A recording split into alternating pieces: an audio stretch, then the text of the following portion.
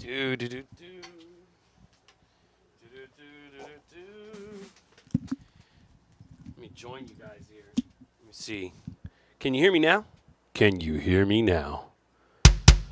There we go. Well, I'm testing this out. I'm always testing. It seems like I'm always testing out gear. I'm trying to get better at this multi-channel streaming thing. I'm not even 100% confident that this is gonna work right. But we're gonna give it a shot. We're gonna see how this all pans out. So yeah, I do this quite frequently, and since I do it so frequently, I figured why not make some episodes out of it. So that's what I'm gonna do. Talk a little bit about drumming, and since I'm gonna do it more often, I'm going to let me see. Yeah, I'm gonna go ahead and give like one bit of advice or maybe a topic, a subject matter about drumming that we could discuss in the comments or whatnot. And this could be a reoccurring thing. A little bit of talk, a little bit of practice, and then some songs to jam. And it'll be like a formula that's going to repeat itself. So if there's ever any of these episodes, it's always going to be a little bit of talk. Speaking of talk, hold on. We can't talk without our background jazz, right? It's a royalty-free background music. Anyways, so this thing I've mentioned it before. I'm getting ready for some really big gigs, and they're big for me. They're momentous gigs for me. We're gonna do. I've got other gigs I'm playing guitar on, but for drumming, I've got this gig happening in January. That's notable with the Follow the Joaba podcast. JOABA stands for Jamming Out All Badass. Look it up. Interviews, jukebox, all kinds of cool stuff. Super entertaining channel. And the master of ceremonies of that channel happens to be a friend and a bandmate of mine. I've known him for a few years. We've been jamming for a few as well. And he's based out of Houston, Texas, and I'm down here in the Rio Grande Valley. For those of you who know, congratulations. If you don't know, you'll figure it out eventually where that is. So yeah, I guess episode 1, officially episode 1. I've been doing this for years, but let's make a thing out of it. So episode 1, what's a good approach for getting comfortable on the drums? Practice, right? That's the no-brainer. Practice makes perfect, but better practice makes better perfecter. That's the saying. I made that up. And that being said, I'm going to work on my right hand, right knee coordination. Doing a lot of this. And doing that for tempo control, stick control. Whenever I'm doing fills and whatnot, trying to keep control of the count and play. There's a lot happening. So if you can think about less stuff, it makes it a little easier to coordinate your body. So instead of thinking of like these 4 independent limbs, it's like having a click in your head. My right foot in this type of music is the leader. If you're doing blast beats,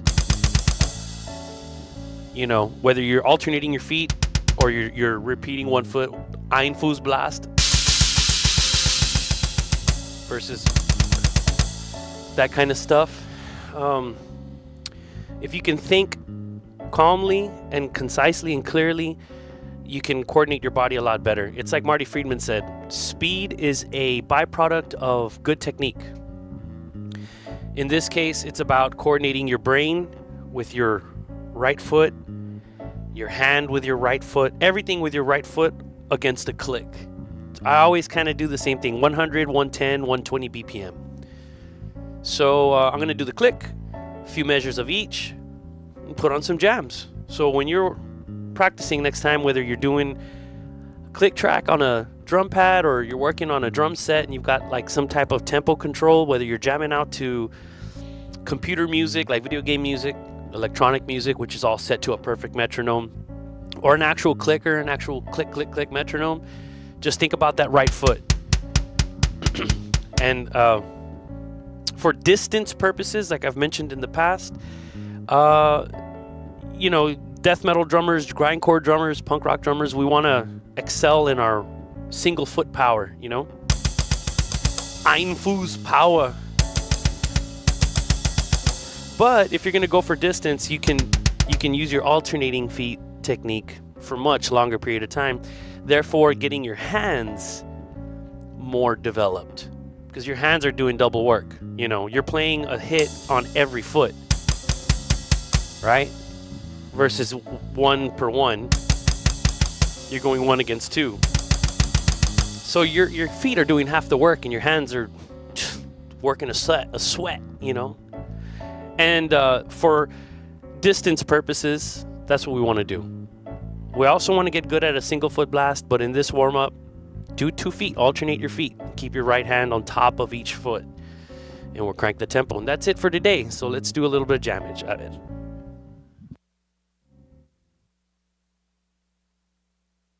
Okay, so I'm going to put my clicker here down to 100 BPM on the quarter note. Sounds like this. There we go. That might be a bit obnoxious. Let me lower the click a little bit. There we go. Oh, shit, I might even be peaking here.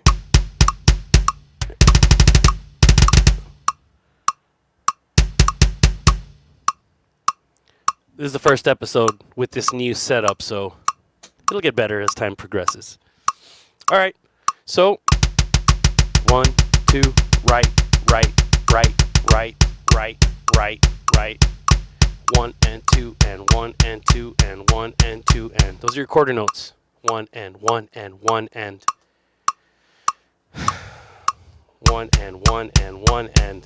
So technically you're playing 16th notes on your feet. 1E and a 2E and a 1E and a 2E and a 1E and a 2E and a 1E and a 2. That's the technique. Right hand, 16th notes as well. 1E and a 2E and a.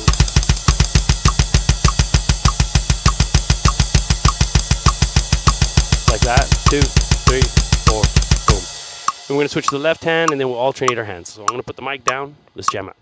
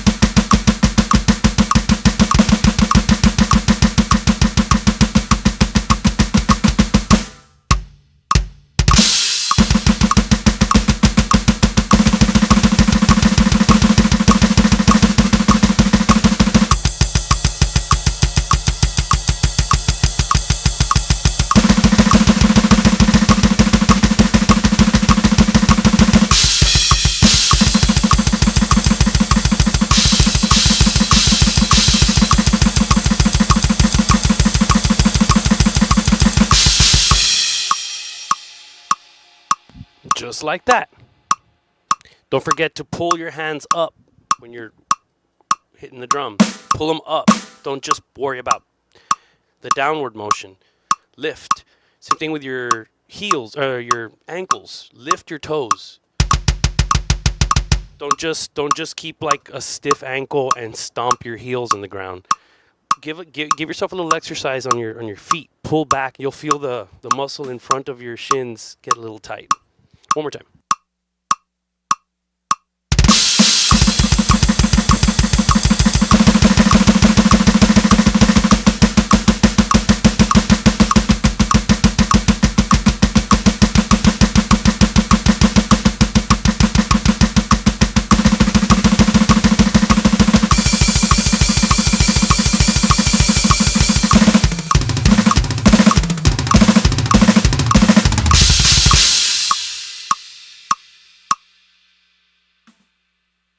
All right, that was chill. That was a nice little walk. Let's crank it to 110.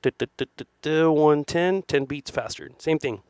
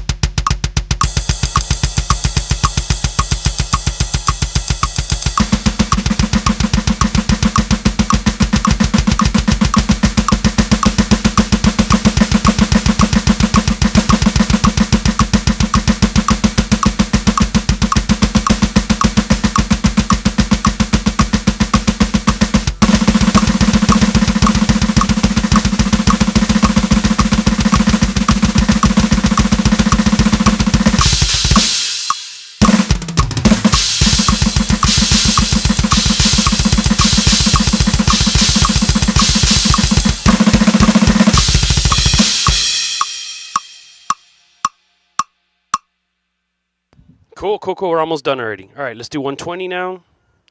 Of course, you do this on your own time, and you go for like extended period of time. I'm just kind of walking through it with you guys. All right, here we go. 120 BPM, same thing.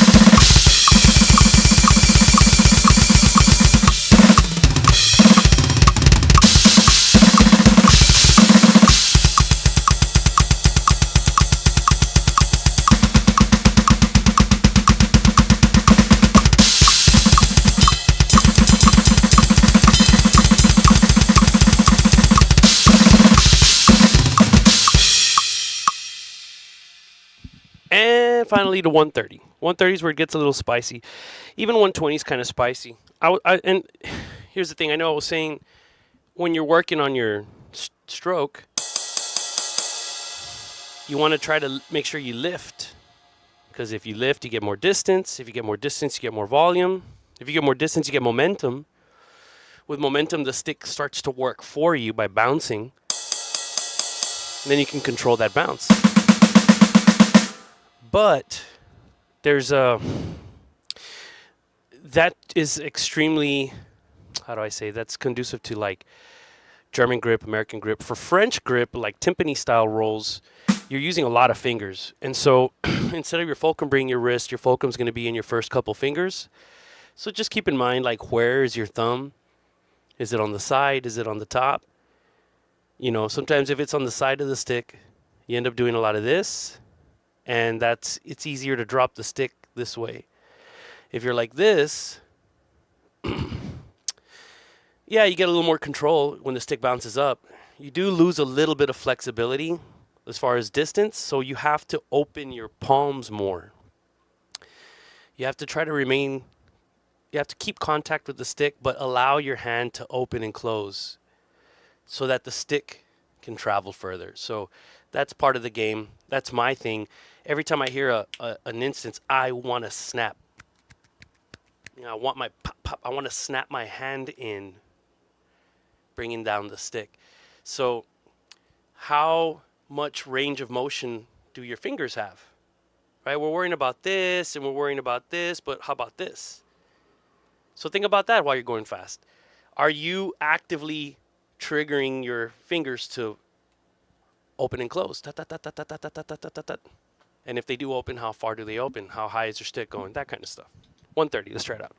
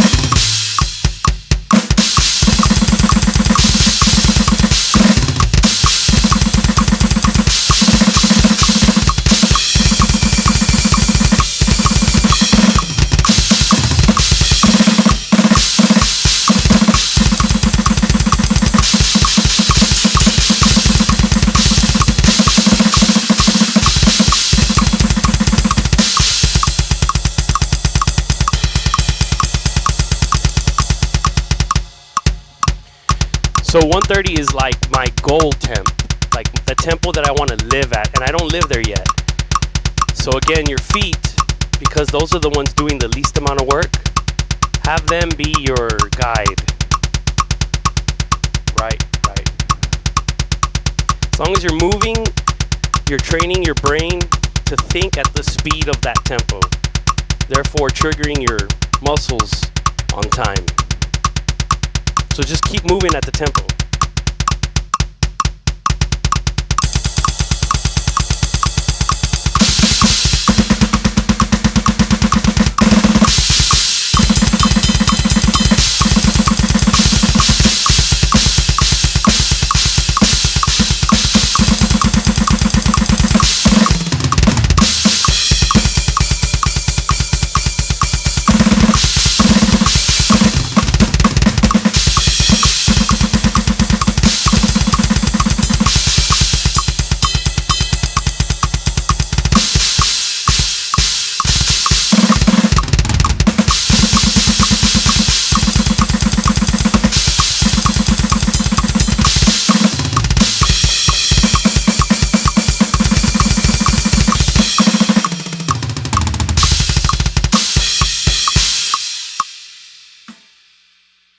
Hell yeah, that concludes the warm-up portion of our little get-together. Now I'm going to grab my my telephone so we can put on some jammy jams. All the copyrighted stuff. This is just for entertainment, people. Merely for entertainment and, well, educational purposes. Yes, we're playing other people's music, but it's for, like, rehearsal. It's for musical educational stuff. So, you know how it is. Now, what to play? Let's see. Let's go with something easy, as far as something I can remember. A Asesino. Let's give that. That's a good album. Let's see what it do. What it do. All right, let's give it a shot.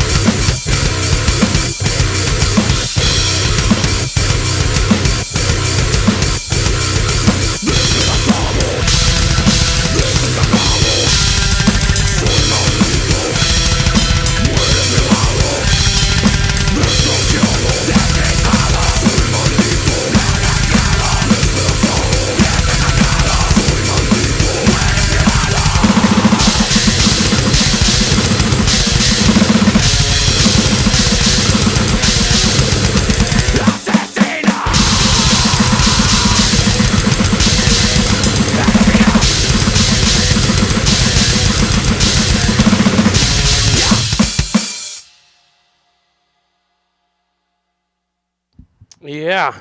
Yeah, that's crazy. I feel like only half the music was coming out. Like one side was missing. But that riff's pretty hit, man.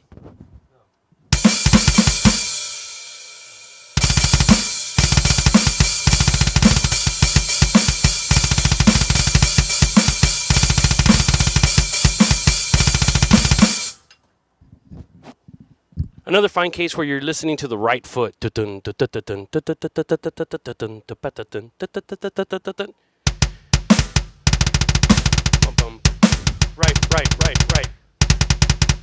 You know, so you just grid yourself with the right foot and things kind of line up.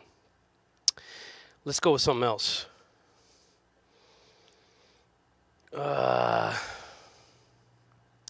Something easy. Something straightforward just to get the blood flowing, huh?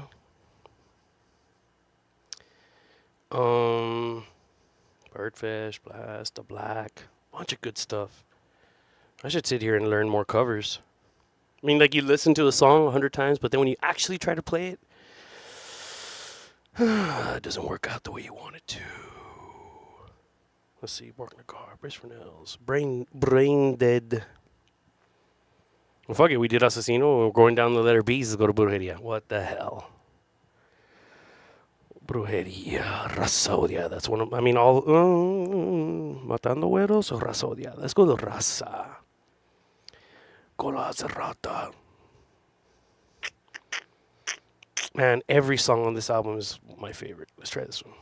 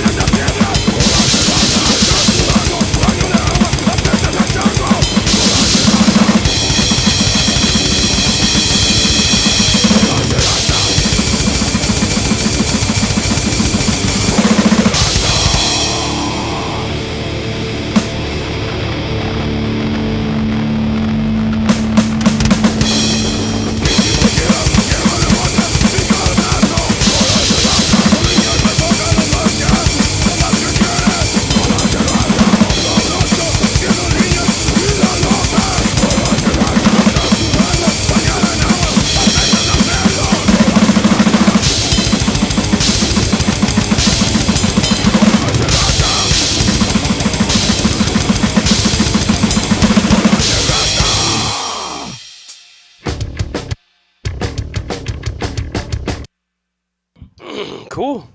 It's a pretty easy song. Pretty laid back, but it's got some push to it, so that's cool. What other good one? There's so many.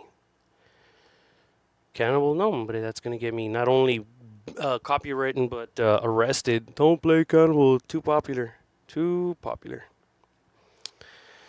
Carbonized. Carnivore is another one that'll get turned off immediately.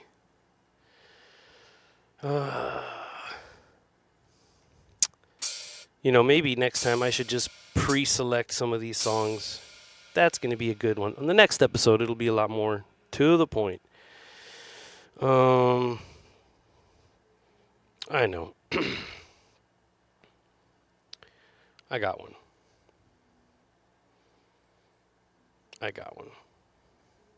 Let's go with some PLF. Let's see if I can keep up with some PLF right now. I'm a little bit weak in the knees, as they say. There we go. Let's do that song. Trinitotoluene negation. All right, whatever. Trinitrotoluene. Trinitrotoluene. I can't pronounce it properly. All right, let's try it.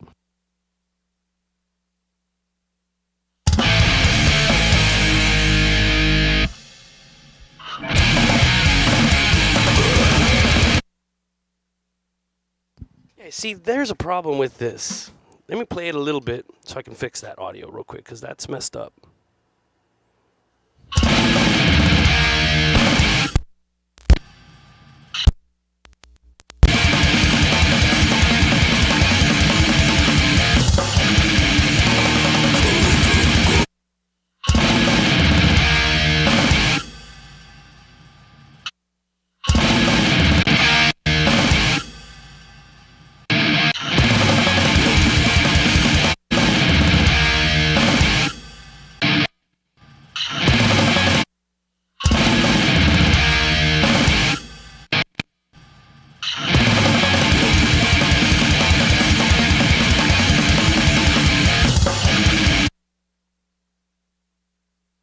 I'll have to fix that on the next one. Apparently, they got some troubles here. Oh, goodness.